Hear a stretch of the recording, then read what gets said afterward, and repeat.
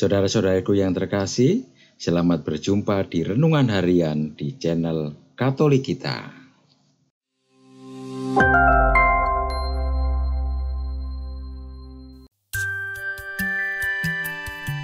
Hari ini, Selasa, 26 November 2024, Pekan Biasa ke-34. Bacaan pertama. Bacaan diambil dari Kitab Wahyu, bab 14, ayat 14 sampai dengan 20. Aku, Yohanes, melihat sesungguhnya ada awan putih.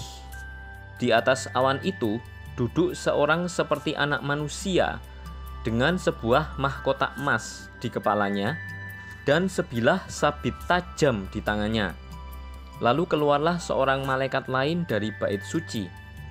Ia berseru dengan suara nyaring kepada dia yang duduk di atas awan itu, "Ayunkanlah sabitmu itu dan tuailah, karena sudah tiba saatnya untuk menuai, sebab tuaian di bumi sudah masak." Maka dia yang duduk di atas awan itu mengayunkan sabitnya ke atas bumi, dan bumi pun dituailah. Lalu seorang malaikat lain keluar dari bait suci di surga. Ia pun memegang sebilah sabit tajam, dan seorang malaikat lain datang dari mazbah. Ia berkuasa atas api, dan ia berseru dengan suara nyaring kepada malaikat yang memegang sabit tajam itu. Katanya, "Ayunkanlah sabitmu yang tajam itu, dan potonglah buah anggur di bumi, karena buahnya sudah masak." Lalu malaikat itu mengayunkan sabitnya ke atas bumi, dan memotong buah anggur di bumi, dan melemparkannya ke dalam kilangan besar, yaitu murka Allah. Maka buah anggur itu dikilang di luar kota, dan dari kilangan itu mengalirlah darah, tingginya sampai ke kekang kuda, dan jauhnya 200 mil. Demikianlah sabda Tuhan. Syukur kepada Allah. Bacaan Injil. Bacaan diambil dari Injil suci menurut Lukas, bab 21, ayat 5 sampai dengan 11. Ketika itu, beberapa orang berbicara tentang bait Allah dan mengagumi bangunan yang dihiasi dengan batu indah dan berbagai macam barang persembahan. Tetapi Yesus berkata kepada mereka, "Akan tiba harinya, segala yang kalian lihat di situ diruntuhkan, dan tidak akan ada satu batu pun dibiarkan terletak di atas batu yang lain." Lalu murid-murid Yesus bertanya, "Guru, bila manakah hal itu akan terjadi?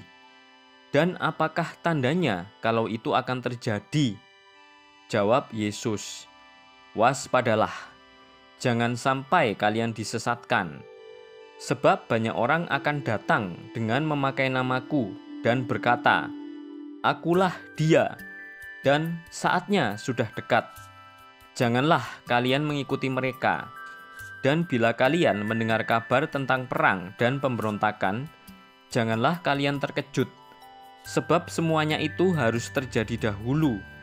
Tetapi itu tidak berarti kesudahannya akan datang segera."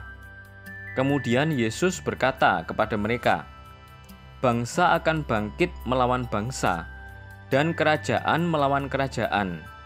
Akan terjadi gempa bumi yang dahsyat, dan di berbagai tempat akan ada penyakit sampar dan kelaparan. Dan akan terjadi juga hal-hal yang mengejutkan dan tanda-tanda yang dahsyat dari langit." Demikianlah sabda Tuhan. Terpujilah Kristus. Dalam bacaan pertama, seorang yang duduk di atas awan seperti seorang anak manusia dengan mahkota emas. Dia mengayunkan sabitnya ke atas bumi, karena sudah saatnya menuai dan tuaian sudah masak. Dalam bacaan Injil, bait Allah yang mengagumkan akan dihancurkan. Kapan itu terjadi? Para murid harus waspada agar tidak disesatkan oleh kabar yang mendahuluinya. Segala sesuatu akan lenyap. Akan ada berita simpang siur yang membingungkan.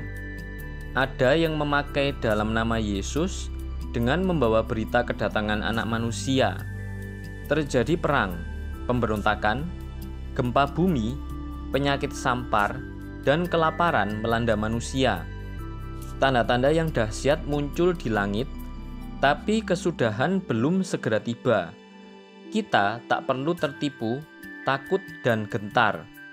Yang penting tetap waspada dan berjalan dalam iman. Apakah kita sering terkecoh dengan berita-berita seperti ini? Tugas umat Katolik. Dewasa ini tidak ada lagi sosok yang disebut nabi. Namun, semua umat Kristiani memiliki tugas mulia, yakni tugas kenabian. Umat diajak untuk mampu beriman dan mengambil peran nyata dalam karya kenabian. Hal ini diawali oleh peran hierarki Gereja Katolik. Paus sebagai kepalanya memiliki misi kenabian untuk menyatakan ajaran gereja baik di dalam maupun di luar gereja. Selain itu, semua umat beriman melalui pembaptisan menerima tugas untuk meneruskan misi Kristus yang mencakup tugas imamat bersama, tugas kenabian, dan tugas kepemimpinan sebagai raja melalui pelayanan. Marilah kita berdoa. Tuhan Yesus Kristus, Raja semesta alam, Engkau bertahta di sisi kanan Bapa, namun tetap hadir di tengah-tengah kami. Lindungilah dan bimbinglah kami untuk ikut serta melaksanakan karya keselamatan-Mu, sebab Engkaulah Tuhan pengantara kami, yang hidup dan berkuasa, kini dan sepanjang masa. Amin. Saudara-saudari yang terkasih, terima kasih atas kebersamaannya dalam renungan harian ini. Kita jumpa lagi di renungan harian berikutnya. Berkah dalam.